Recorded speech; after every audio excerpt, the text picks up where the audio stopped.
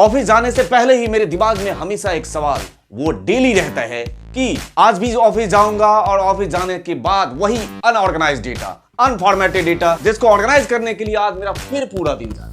मतलब जो 8 घंटे का शिफ्ट है वो 8 घंटे के 8 घंटे उसी डेटा ट्रांसफॉर्मेशन में मेरा दिन गुजरे।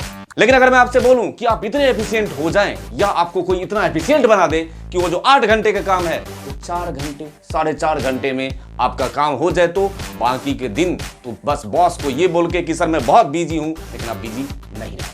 तो यही जो आप डेली रूटीन में काम करते हैं उसका 50% टाइम सेव करने का एक टूल आप लोगों के सामने मैं आज से इंट्रोड्यूस कर रहा हूं, जिस टूल का नाम है आपका life changing tool, that is ETL tool power query. तो आज इंट्रोड्यूस कर रहा हूं मैं नया प्लेलिस्ट पावर क्वेरी, जिसमें इस ETL टूल को in depth step by step सीखेंगे। तो आगे लेके चलता हूं आप लोगों को वीडियो में, और सबसे अहम सवाल, why should we learn power query, what is power query, साथ के साथ इसके डिफरेंट एस्पेक्ट को आपके सामने रखता हूं।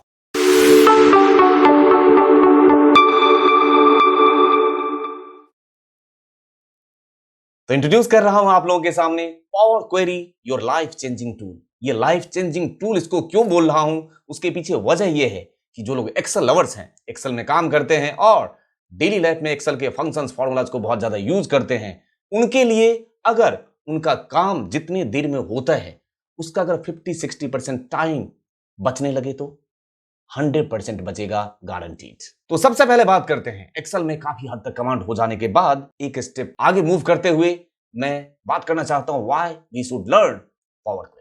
तो सबसे पहला जो मेरे पास एडवांटेज है पावर क्वेरी का, to save 50% of your daily routine time. उसके अलावा जो भी आप प्रोसेस उसके थ्रू करोगे, उस प्रोसेस को जो आप फॉलो करोगे, वो ये क्या करता है, अपने पास सेव करके रख लेते हैं, जिससे कि अगर उसी प्रोसेस की अगर आपको दोबारा जरूरत हो तो आपको प्रोसेस क्रिएट करने की जरूरत नहीं है। ये प्रोसेस ऑलरेडी क्रिएटेड है, उसको आप रिफ्रेश या रिपीट कर सकते हो उन स्टेप्स को। और उसके अलावा इस पावर क्वेरी की ब्यूटी ये है कि it is a combination of Excel, जो अभी आप लर्निंग फेज में है, उसके अलावा SQL और साथ के साथ आपका VBA, ये तीनों को कॉम्बिनेशन की बात करें तो ये कंबाइन करके जो बन के आएगा वो पावर क्वेरी। क्यों? जो काम आप एक्सेल में करते हो, फंक्शंस, फॉर्मूलाज, वो सारे काम आप पावर क्वेरी में कर सकते हो। इवन उससे बियॉन्ड कई सारे आपको फंक्शन पावर क्वेरी में ऐसे दिखेंगे जो एक्सेल में है ही नहीं।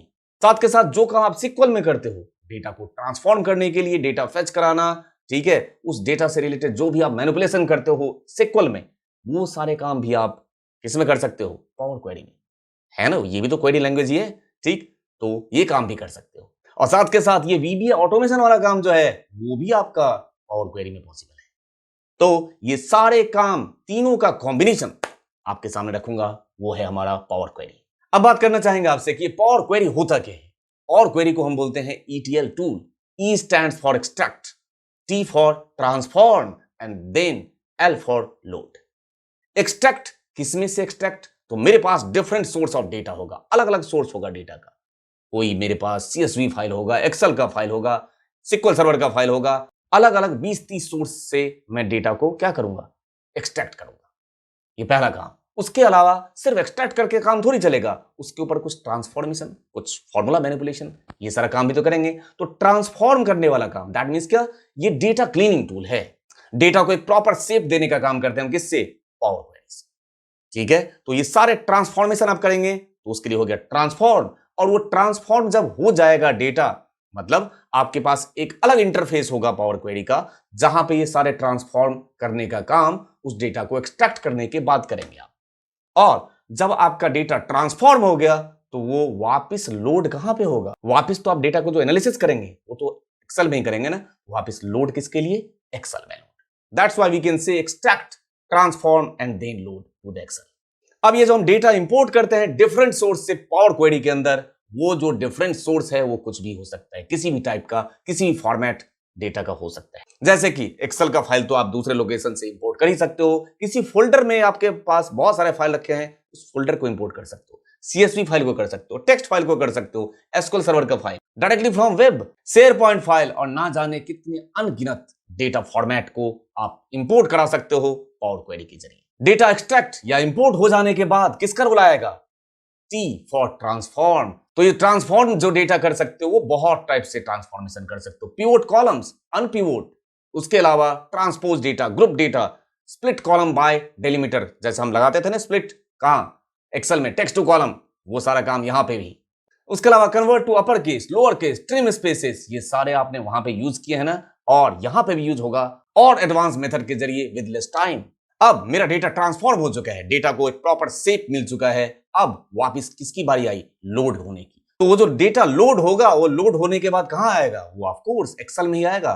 तो एक्सेल में अब आप करेंगे डेटा को लोड, उसके बाद तो फिर डेटा एनालिसिस वाला काम, रिपोर्टिंग वाला काम, जो भी आपको उसके डेटा के बेस पे करना है आप कर सकते हैं। साथ के साथ आप लोगों को बताना चाहता हूं कि जो पावर क्वेरी है ये फ्री है, जो माइक्रोसॉफ्ट ने हमें इनबिल्ट प्रोवाइड कराया है एज अ एड-इन, ठीक, और ये आपको अवेलेबल होगा इनबिल्ट किसके अंदर, Microsoft office 2016, Microsoft office 2019 and office 365 में तो बाय डिफॉल्ट हो गई होगा।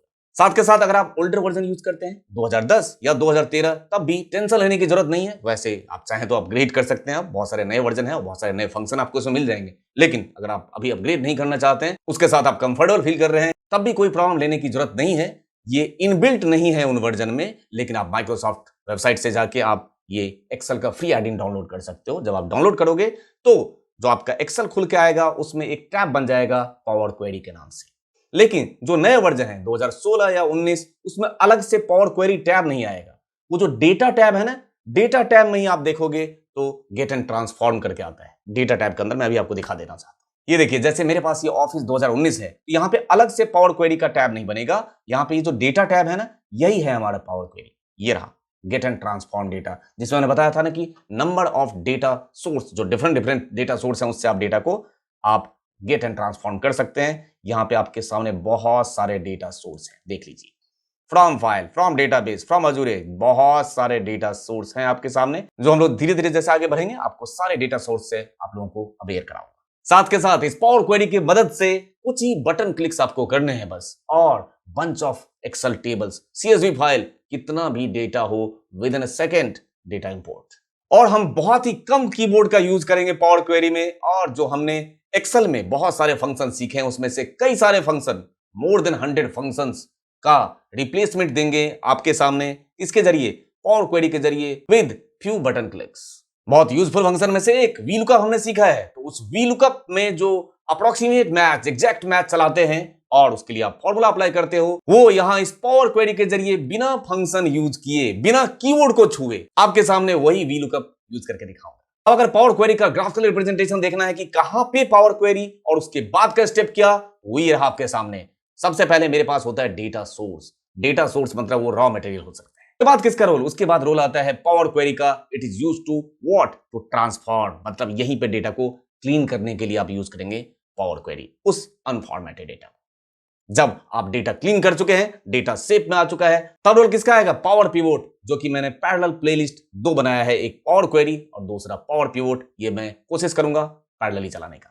तो ये रहा पावर पिवोट का रोल आएगा, जिसमें आप डेटा को ऑलरेडी क्लीन कर चुके हैं पावर क्वेरी के जरिए, और अब पावर पिवोट के जरिए अब आप क्या करेंगे, डेटा को रिप्रेजेंट करने की कोशिश करेंगे, जिसमें आप पावर पिवोट के जरिए क्या करेंगे, डेटा को समराइज करके उसको रिप्रेजेंट करने की कोशिश करेंगे। और जो रिप्रेजेंटेशन होगा, उस रिप्रेजेंट करने के तो बहुत सारे जरिए होते हैं, जैसे एक्सेल चार्ट के जरिए आप डेटा को रिप्रेजेंट करते हैं, पावर व्यू, पावर मैप, ये सारे यूज होगा। तो ये स्टेप्स आप याद रखना, पहले डेटा सोर्स होगा मेरे पास, पावर क्वेरी, पावर पिवोट, और उसके बाद ये सारे डेटा को रिप्रेजेंट करने के तरीके। साथ के साथ आप लोगों को एक और बहुत इंपॉर्टेंट चीज याद रखनी चाहिए कि ये जो पावर क्वेरी और पावर पिवोट में जो लैंग्वेज यूज किया जाता है, वो लैंग्वेज है M language for power query and DAX language for power pivot. तो डेटा सोर्स होगा और जहां पे पावर क्वेरी का रोल आएगा वहां पे एम लैंग्वेज यूज होता है, और जहां पे पावर पिवोट का वहां पे डैक्स, ठीक है, और उसके जरिए आप डेटा को फिर रिप्रेजेंट करते हैं। तो आज मैंने आप लोगों के सामने पावर क्वेरी को ब्रीफ किया है, और मैंने ये बताने की कोशिश की है कि पावर क्वेरी क्यों हम सीखें, उसका एडवांटेज क्या है। अगर किसी भी चीज में आपको एडवांटेज नहीं मिलेगा, क्यों सीखें, क्यों इतना दिमाग लगाएं। तो अगर आपको लगा है कि वाकई एडवांटेज है और हमें ये सीखना चाहिए, हमें अपने काम की एफिशिएंसी को और बढ़ाना चाहिए, तो तैयार हो जाइए। अब स्टेप बाय स्टेप हम पावर क्वेरी और पावर पिवोट सीखना स्टार्ट करेंगे। आप लोगों से इसी बात की उम्मीद कि डेली कुछ ना कुछ आप नया सीखने की कोशिश करते हैं और मैं सिखाने की कोशिश करता हूं। इसी उम्मीद में अब आपसे मिलता हूं बहुत जल्द किसी न किसी बेहतरीन कंटेंट के साथ, सिर्फ और सिर्फ आप और आपसे जो जुड़े लोग हैं उनके बेहतर कल के लिए, हमेशा के लिए। Thank you for your love and support to innocent channel. Thank you दिल से।